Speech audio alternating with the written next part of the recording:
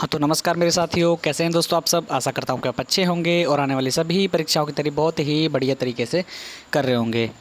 दोस्तों हम कर रहे थे मॉक टेस्ट सीरीज। तो मॉक टेस्ट सीरीज़ में हमने बहुत ही ज़्यादा क्लासेस कर लिए हैं। आज हमारी 19वीं क्लास होगी। इससे पहले हमने 18 मॉक टेस्ट कर लिए हैं, जिसमें कि हमने 20-20% या 25-25% इस हिसाब से हमने क्वेश्चंस कर लिए हैं। तो हमारे बहुत ही ज़्यादा क्वेश्चन हो चुके हैं और अब हम करने जा रहे हैं आज 19वां मॉक टेस्ट। तो जितने भी मेरे साथी ये मॉक टेस्ट देखते हैं उन सभी को मैं कहूँगा, इसमें आपको जितने भी प्रश्न मिलते हैं उन सभी प्रश्नों को करिए और उनको लिखा ज़रूर करिए, क्योंकि जब लिख देते हैं तो उसको आप कभी भी भूलते नहीं हैं। समझ गए ना। तो मैं जितने भी इसके अंदर प्रश्न कराता हूँ उन सभी को आपको नोट डाउन अवश्य करना है। समझ गए। तो हम पढ़ते हैं, फिर अपने हम मॉक टेस्ट करते हैं। मॉक टेस्ट में जितने भी हमारे प्रश्न हैं सभी प्रश्नों को देखते हैं। इसके अंदर अपने कथन निष्कर्ष के हो गए हमारे, और स्थापना तर्क के प्रश्न हो गए, और पंक्ति से रिलेटेड प्रश्न हो गए। बहुत ही महत्वपूर्ण जो प्रश्न होते हैं उन सभी को इसके अंदर डाला गया है। इसमें मैं डिमांड के हिसाब से डालता हूँ कि इसमें आखिर हमें क्या क्या प्रश्नों को ऐड करना चाहिए और किन प्रश्नों को हटाना चाहिए कि ये सभी बच्चों को आता होगा या ये बच्चों को नहीं आता होगा, तो इसके बारे में हमें बताना चाहिए कि आगे क्या हो। समझ गए ना। तो शुरू कर लेते हैं अपने फिर हम मॉक टेस्ट। तो आगे बढ़ने से पहले मैं सभी साथियों को कहना चाहूँगा, जितने भी मेरे साथी वीडियो वॉच करते हैं, पर कितने ऐसे साथी हैं जिन्होंने चैनल को सब्सक्राइब नहीं किया है पर वो मॉक टेस्ट देते हैं। तो दोस्तों आप सभी से मैं विनती करता हूं कि आप सभी भी चैनल को सब्सक्राइब कर लीजिए और बगल में दिए गए बेल आइकन को ऑल पर प्रेस कर लीजिए, क्योंकि उससे कोई भी क्लास होगी तो आपको सबसे पहले उसकी नोटिफिकेशन आ जाएगी। और कुछ भी क्लास होती है तो उसकी टाइमिंग जो है मैं आपको टेलीग्राम चैनल पर बता देता हूँ, तो टेलीग्राम चैनल को ज्वाइन ज़रूर करिए। समझ गए। और वीडियो अच्छी लग रही है तो वीडियो को दोस्तों लाइक सबसे पहले आप कर दिया करिए। समझ गए। तो बढ़ते हैं अपने फिर हम मॉक टेस्ट की तरफ। तो मॉक टेस्ट जो आपका 19वां है उसमें आपका पहला प्रश्न आपकी स्क्रीन पे आ चुका है। तो उत्तर लगाने का प्रयास करिए मेरे साथियों। 4 ऑप्शन दिए गए हैं, चारों में से सही विकल्प का चयन करिए। 20 क्वेश्चन होते हैं आपके, 20-25 जितने भी क्वेश्चन होते हैं इसके अंदर आपकी कोई भी नेगेटिव मार्किंग नहीं होती इस मॉक टेस्ट में। तो सबके सभी प्रश्न लगाया करिए। और मैं बोला करूँगा कि आप जितने भी प्रश्न करते हैं उनका आप मुझे कमेंट बॉक्स में अपना स्कोर ज़रूर बताया करिए। तो हमने क्वेश्चन देख लिया है, तो क्वेश्चन बताइए इसका आंसर क्या हो जाएगा। किसी साहित्यकार ने जनता की चित्तवृत्ति को काल विभाजन का आधार बनाया है। किस साहित्य इतिहासकार ने, बताइए। ए रामचंद्र शुक्ल, बी हजारी प्रसाद द्विवेदी, या सी गणपति चंद्रगुप्त, या डी राहुल शंकरत्यान।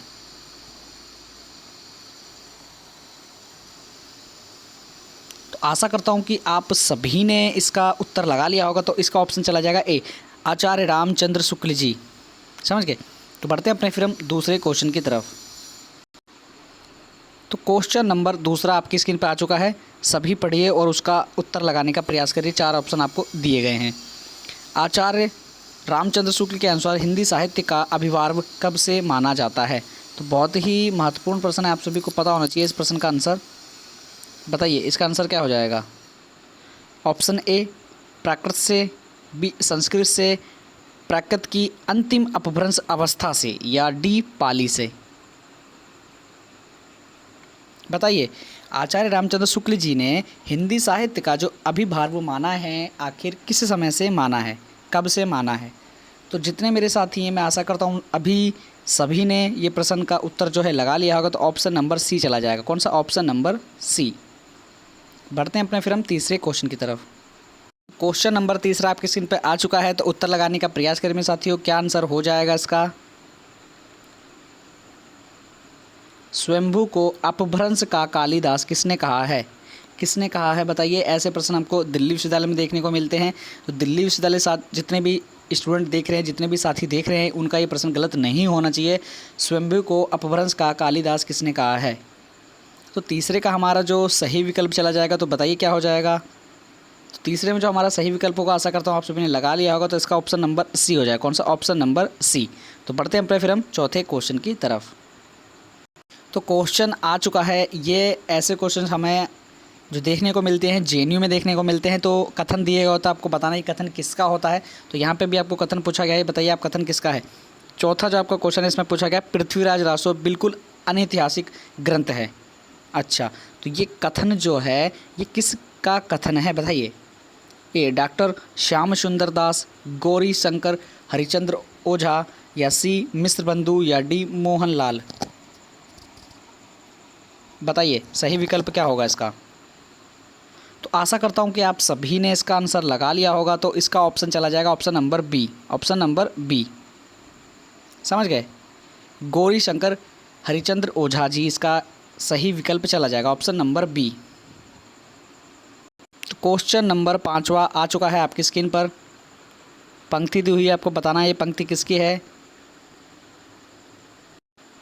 बड़ी कठिन है डगर पनघट की, पंक्ति किसकी है। पंक्ति पूछी गई है, किसकी पंक्ति आपको बताना है। अमीर खुसरो जी की, विद्यापति जी की, अब्दुल रहमान की या डी मुल्ला दाऊद की। तो बताइए सही विकल्प इसका क्या होगा, 5वें का सही विकल्प। तो आशा करता हूँ कि आप सभी ने इसका उत्तर लगा लिया होगा। तो ऑप्शन नंबर ए चला जाए। कौन सा, ऑप्शन नंबर ए। ऑप्शन नंबर ए इसका सही विकल्प चला जाएगा, समझ गए। अमीर खुसरो, कठिन, बड़ी कठिन है डगर पनघट की, ये पंक्ति हमारी अमीर खुसरो जी की है। बहुत ही ज़्यादा जो एग्ज़ाम में ये पंक्ति पूछी गई है। तो बढ़ते हैं अपने फिर हम छठे क्वेश्चन की तरफ। तो छठा क्वेश्चन दोस्तों आप सभी की स्क्रीन पर आ चुका है। तो उत्तर लगाने का प्रयास करिए। 4 ऑप्शन दिए गए हैं आपको, कोई नेगेटिव मार्किंग नहीं है। सभी क्वेश्चन के उत्तर जो हैं आप लगाया करिए। हरिदास संप्रदाय के प्रवर्तक हैं, बताइए कौन प्रवर्तक हैं। स्वामी हरिदास, हेतिवर, ऑप्शन नंबर बी हेति हरिवंश, या सी निम्बार्क, और या D Chaitanya Mahaprabhu.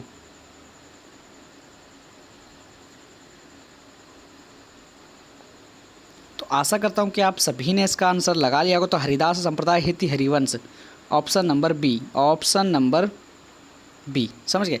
Option number B चला जाएगा इसका सही विकल्प। तो क्वेश्चन नंबर 7वां आपकी स्क्रीन पे आ चुका है। कबीर से रिलेटेड आपको बताना है। कबीर के जो दोहे हैं किस नाम से जाने जाते हैं, बताइए इसका सही विकल्प क्या होगा। उल्टाबासी, सबद, रमैनी या साखी। 7वें का सही विकल्प क्या होगा दोस्तों। तो जितने भी मेरे साथी देख रहे हैं तो उन सभी को मैं बता दूं, इसका आंसर जो हमारा चला जाएगा ऑप्शन नंबर डी पे चला जाएगा। कौन सा, option number D. Option number D, साखी। कबीर के जो दोहे हैं किस नाम से जाने जाते हैं, साखी नाम से जाने जाते हैं। बढ़ते हैं अपने फिर हम 8वें क्वेश्चन की तरफ। तो हमारा 8वां क्वेश्चन स्क्रीन पर आ चुका है आप सभी की। तो 8वां क्वेश्चन का आंसर लगाने का प्रयास करिए, क्या हो जाएगा। जहांगीर जस चंद्रिका के रचनाकार हैं, बताइए। पद्माकर जी, केशवदास जी, रसलीन या आलम। तो 9वें का, हाँ 8वें का हमारा जो सही विकल्प हो जाएगा। तो इसमें मैं दोस्तों आप सभी को बता दूं, जहांगीर जस चंद्रिका जो कि आप सभी को पता होगी, मैं आशा करता हूं इसका ऑप्शन नंबर बी होगा। कौन सा, ऑप्शन नंबर बी, केशवदास। बढ़ते हैं फिर अपने हम 9वें क्वेश्चन की तरफ। तो यहाँ आपका जो 9वां क्वेश्चन आ चुका है, इसके अंदर आपको बताना है कि ये गीत गोविंद, अच्छा पूरा क्वेश्चन देख ही लेते हैं हमारा क्या है। नंददास कृत रस पंचाध्यायी को हिंदी का गीत गोविंद किसने कहा है। ऑप्शन देखेंगे, रामचंद्र शुक्ल, वियोगहरि, हजारी प्रसाद द्विवेदी, श्याम सुंदर दास। तो आशा करता हूँ कि मेरे जितने भी साथी हैं उन सभी ने इसका उत्तर लगा लिया होगा। नंददास कृत रस पंचाध्यायी जो है उसको हिंदी का गीत गोविंद जो आखिर कहा है, किसने कहा है, आप सभी को पता होना चाहिए। इसका सही विकल्प क्या होगा। तो मैं बता दूं 9वें का हमारा जो सही विकल्प चला जाएगा option number B. Option number B. मेरे जितने भी साथी ऑप्शन नंबर बी पे जा रहे हैं तो करेक्ट आंसर हो जाएगा। तो बढ़ते हैं फिर हम 9वें से क्वेश्चन से 10वें क्वेश्चन की तरफ। तो क्वेश्चन नंबर 10वां आपकी स्क्रीन पर आ चुका है। अमृत वर्षा करने वाला कवि किसे कहा गया है, बताइए किसे कहा गया है। बहुत ही इंटरेस्टिंग क्वेश्चन है। ए ऑप्शन हो गया आपका तुलसीदास, बी हो गया कबीर, या सी हो गया सूरदास, या डी हो गया रसखान। तो बताइए 10वें का सही विकल्प क्या होगा। तो आपका टाइम यहाँ पे ख़त्म होता है। तो अमृत वर्षा करने वाले कवि जो हैं ऑप्शन नंबर डी देख रहे हैं आप, रसखान को कहा जाता है। समझ गए, याद रखिए। याद है तो बहुत बढ़िया, अगर नहीं याद है तो नोट डाउन जरूर करिए। बढ़ते हैं फिर हम 11वें क्वेश्चन की तरफ। तो क्वेश्चन नंबर 11 दिया गया आपको। इसके अंदर से आपको बताना है कौन सा सुमेलित नहीं है, समझ गए। इसमें कौन सा सही नहीं है बताना ना, समझ गए। तो एक बार देख लेते हैं हम। जो आपका ये है आपका रामायण महानाटक, जो कि आपका केशव हृदय राम, समझ गए। और रामचंद्रिका केशवदास, जुगन जुगमान चरित्र जो कि कृष्णदास, और आपका प्रेम वाटिका रसखान। देख लीजिए इसका जो सही विकल्प होगा, मतलब इनमें से को 3 तो ठीक हैं और एक गलत है, तो कौन सा इनमें से गलत है, आखिर कौन सा गलत है। तो इसमें मैं आप सभी को बता दूं, हम देख लेते हैं। प्रेम वाटिका जो रसखान की है ये ठीक है, और यहाँ देखिए हम कि जुगमान चरित्र कृष्णदास ये भी ठीक है, रामचंद्रिका केशवदास ये भी ठीक है। पर इसमें जो रामायण महानाटक आ रहा है ना, रामायण महानाटक, ये हृदय राम का नहीं है, समझ गए ना, ये नहीं है। ऑप्शन नंबर हमारा ए ही यहाँ पर आंसर हो जाएगा। जितने मेरे साथी रामायण महानाटक पे जा रहे हैं ऑप्शन नंबर ए पे, तो उन सभी का ये ठीक हो जाएगा। तो इसमें हृदय राम नहीं है, समझ गए। तो बढ़ते हैं अपने फिर हम 12वें क्वेश्चन की तरफ। तो क्वेश्चन 12वां आपकी स्क्रीन पे आ चुका है। इसमें से आपको बताना है जो रीतिबद्ध काव्यधारा के कवि हैं उनमें से कौन है इनमें से। देख लीजिए 12वां क्वेश्चन आपका आ गया। रीति सिद्ध काव्यधारा के कवि कौन हैं? Bihari ji, option number A Bihari ji, B Senapati ji, या सी चिंतामणि जी, या डी घनानंद जी। बताइए सही विकल्प इसका क्या हो जाएगा, ऑप्शन नंबर क्वेश्चन नंबर 12 का। तो आपका यहीं पे टाइम एंड होता है। आशा करता हूँ आप सभी ने इसका उत्तर लगा लिया होगा। तो इसका आंसर हमारा चला जाएगा रीतिबद्ध काव्यधारा के कवि कौन है। तो इसमें से मैं बता दूँ ऑप्शन नंबर सी चिंतामणि जी। ऑप्शन नंबर सी इसका सही चला जाएगा। तो देख लेते हैं फिर हम 13वां क्वेश्चन।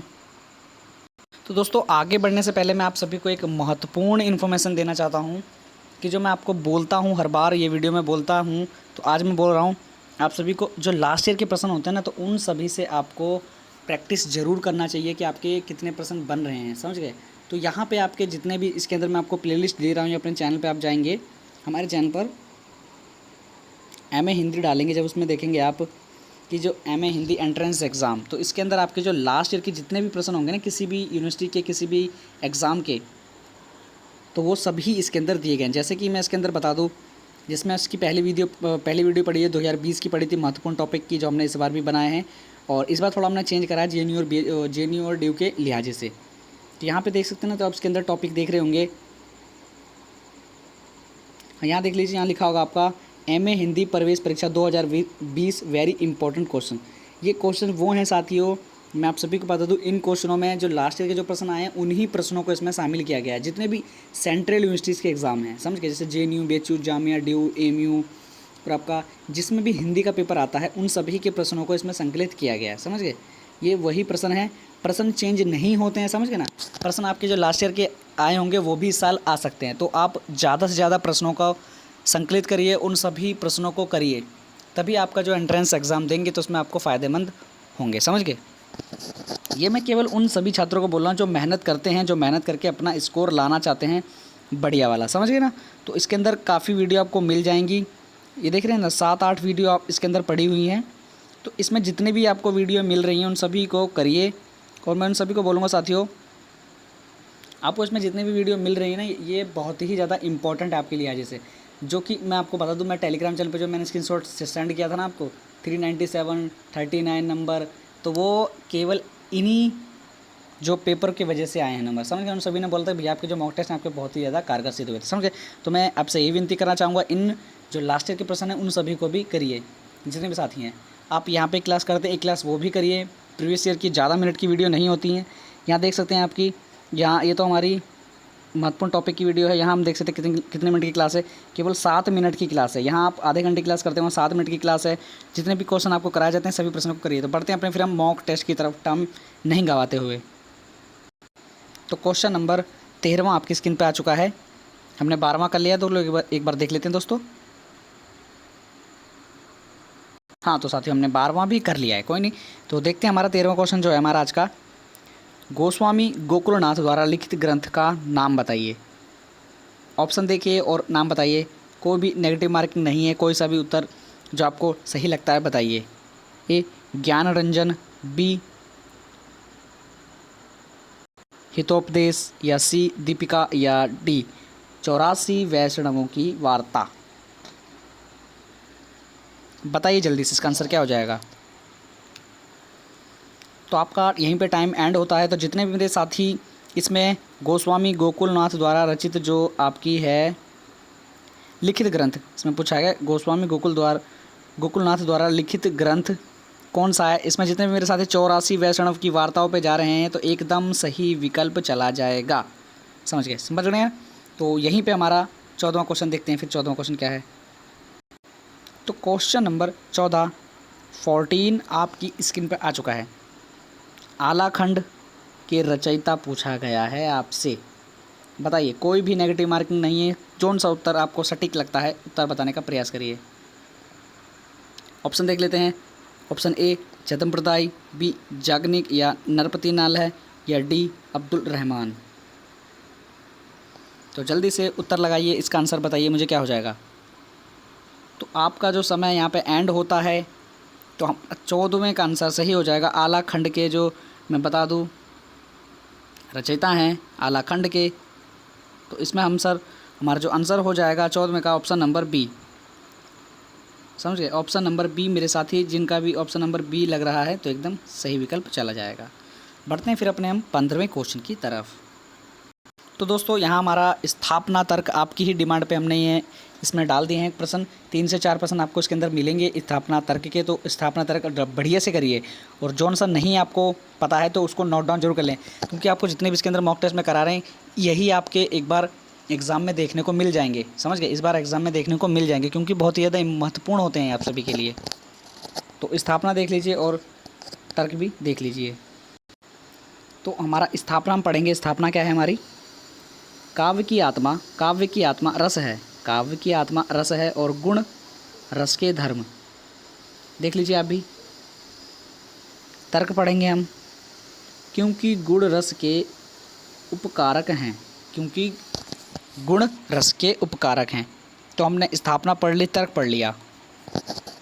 जैसे कि मैं आप सभी को बताता आता हूँ, इसके अंदर ये 4 ऑप्शन दिए होते हैं। इसमें आपको लगाना किस प्रकार से होता है आप सभी देख लीजिए। ऑप्शन नंबर जैसे ए हमारा, तो इसमें हमारा ए और आर दोनों सही है, और बी में ए आर दोनों गलत है। या देखते रहिए, समझ गए ना। देखेंगे आप तभी आपको पता चलेगा इसके अंदर कि मैं इसमें क्या बता रहा हूँ। तो सी जो है हमारा ए सही है परंतु आर गलत है, ऐसे देखिए। और डी है, डी में यहाँ पर हमारा ए गलत है पर आर सही है। तो आपके हिसाब से इस क्वेश्चन का सही विकल्प क्या होगा, जल्दी से बताइए। तो एक बार देख लेते हैं, फिर आपका टाइम यहाँ पे एंड होता है।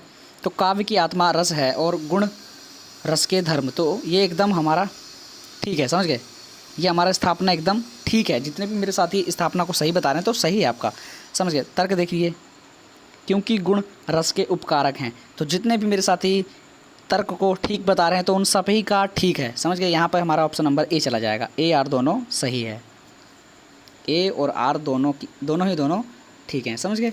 तो यहीं पे ऐसे ही आपको प्रश्न लगाने हैं, कोई दिक्कत की बात नहीं है। ऐसे प्रश्न आपको जेएनयू के लिए मिलते हैं, जेएनयू वालों के लिए।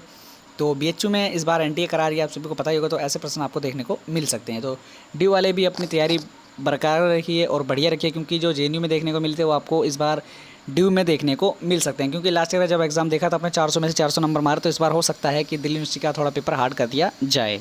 तो बढ़ते अपने फिर हम 16वें क्वेश्चन की तरफ। तो 16वां क्वेश्चन भी आप ही की डिमांड पे आ गया है, स्थापना और तर्क का क्वेश्चन। पढ़िए और उत्तर लगाने का प्रयास करिए।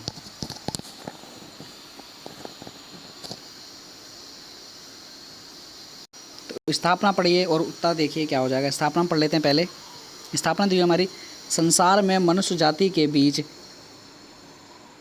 संसार में अब हो जाएगा, संसार में मनुष्य जाति के बीच कविता हृदय के भावों को लेकर उठी है।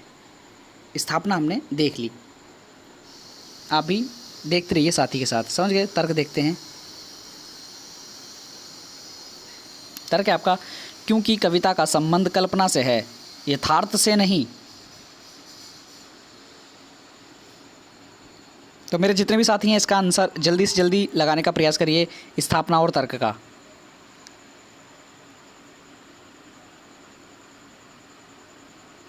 तो इस बार हम दोबारा से देख लेते हैं इसका सही विकल्प क्या होगा।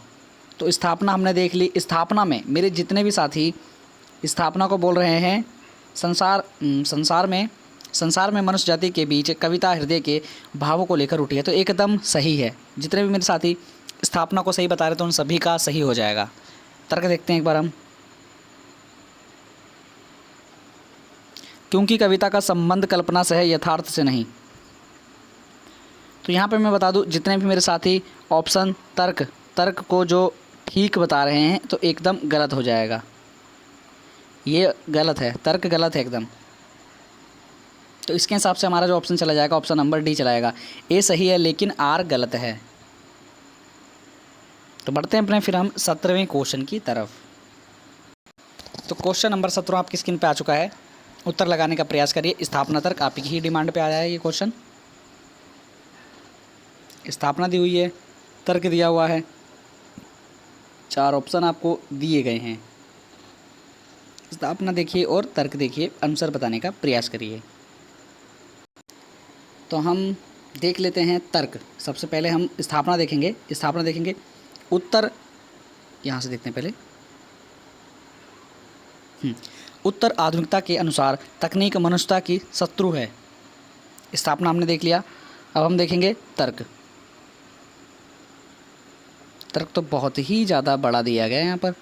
देखिए तर्क है आपका, क्योंकि इससे मानव की नैसर्गिकता समाप्त हो गई है और उसका अपनी प्रकृति से अलगाव हो गया है। तो इसका आप देख सकते हैं स्थापना और तर्क इसमें दी हुई है, आपको उत्तर लगाना है। ये आपके ऑप्शन हैं। तो बताइए इसका सही विकल्प क्या होगा 17वें का। तो आशा करता हूँ कि आपने लगा लिया होगा। तो हम टाइम नहीं गवाते हुए इसका आंसर बताते हैं क्या होगा। तो जितने भी मेरे साथी स्थापना को सही मान रहे हैं, सही बोल रहे हैं कि स्थापना सही है, तो एकदम ठीक है। ऑप्शन आपका ए ठीक है। समझ गए, ए तो हमारा ठीक हो गया। अब तर्क पे आ जाते हैं। तर्क, तो जितने भी मेरे साथी तर्क को बोल रहे हैं ठीक बोल रहे हैं, जितने भी मेरे साथी, तो उनका ठीक हो जाएगा। समझ गए। तो यहाँ पे हमारा ऑप्शन चला जाएगा स्थापना और तर्क दोनों के दोनों ठीक हैं। समझ गए। तो हम बढ़ते हैं फिर अपने हम 18वें क्वेश्चन की तरफ। तो 18वां क्वेश्चन आपकी स्क्रीन पे आ चुका है। उत्तर लगाने का प्रयास करिए मेरे साथियों, क्या हो जाएगा। 18वां क्वेश्चन आपका, साहित्य जनसमूह के हृदय का विकास है, ये परिभाषा किसकी है। दिल्ली विश्वविद्यालय वाले सभी ये प्रश्न अवश्य करें, अवश्य इसका उत्तर बताएं।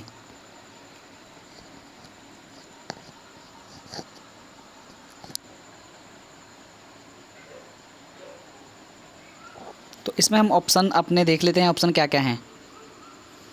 तो हमारा ऑप्शन नंबर ए है आपका भारतेंदु हरिश्चंद्र, बी बालकृष्ण भट्ट, या सी राम नारायण मिश्र, या डी हजारी प्रसाद द्विवेदी जी। तो बताइए इसका सही विकल्प क्या होगा। तो दोस्तों यहाँ पे आपका टाइम ख़त्म होता है। आशा करता हूँ आप सभी ने लगा लिया होगा इसका आंसर। तो साहित्य जनसमूह के हृदय का विकास है, बहुत ही फेमस पंक्ति, बहुत ही ज़्यादा एग्जाम में पूछी गई है, जो कि हमारी बालकृष्ण भट्ट की है। इसकी बालकृष्ण भट्ट। बढ़ते हैं अपने फिर हम नेक्स्ट क्वेश्चन की तरफ। तो 19वां क्वेश्चन आपकी स्क्रीन पर आ चुका है। इसमें आपको बताना है कि कौन जुड़े रचनाकार नहीं हैं। तो ऑप्शन क्वेश्चन आपका,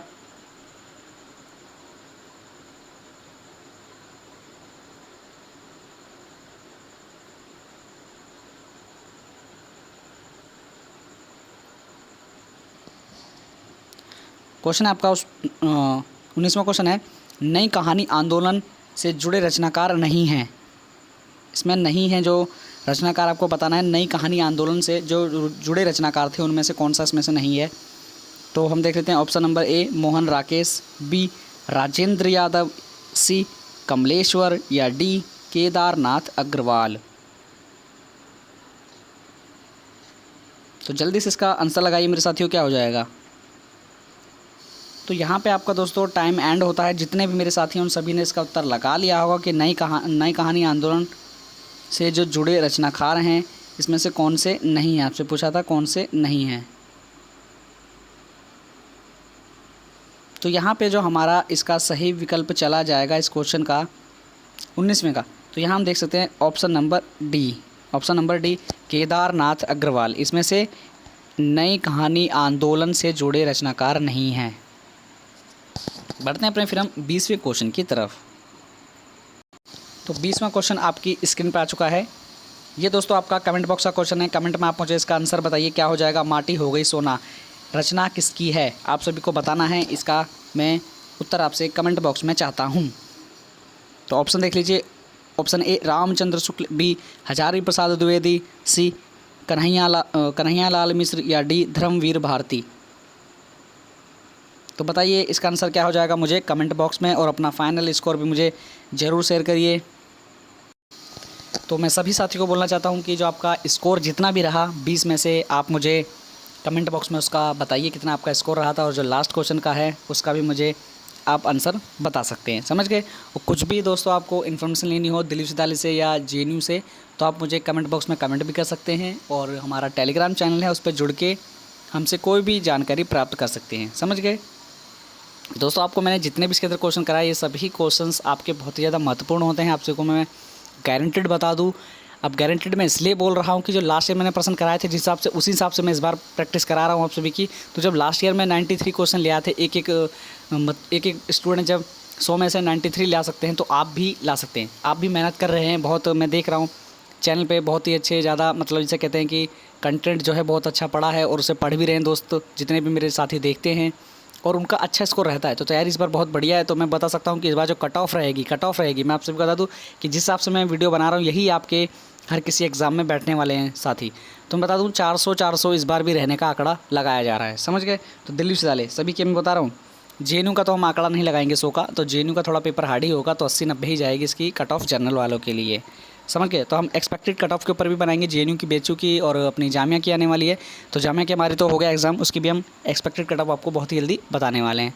तो जितने भी साथी पहली बार चैनल पे विजिट किए हैं अभी तक, तो चैनल को कर लीजिए सब्सक्राइब, और बगल में देखे बेल आइकन को ऑल पर प्रेस रख लीजिए, क्योंकि दोस्तों यहाँ पे जेएनयू, बीएचयू, जामिया और ड्यू से आने वाली कोई भी इन्फॉर्मेशन होती है सबसे पहले आपको प्रोवाइड कराई जाती है। और आपको एमए हिंदी से कोई भी इन्फॉर्मेशन लेनी हो सब्जेक्ट से रिलेटेड या आपके एंट्रेंस से रिलेटेड, तो आपको यहाँ पर कोई भी जानकारी प्राप्त कर सकते हैं। समझ गए। यहाँ आपको पूरी जानकारी प्राप्त हो जाएगी, आपको जो भी जानकारी आप लेना चाहते हैं। तो हम ये वीडियो को एंड करते हैं। तो जय हिंद, जय भारत।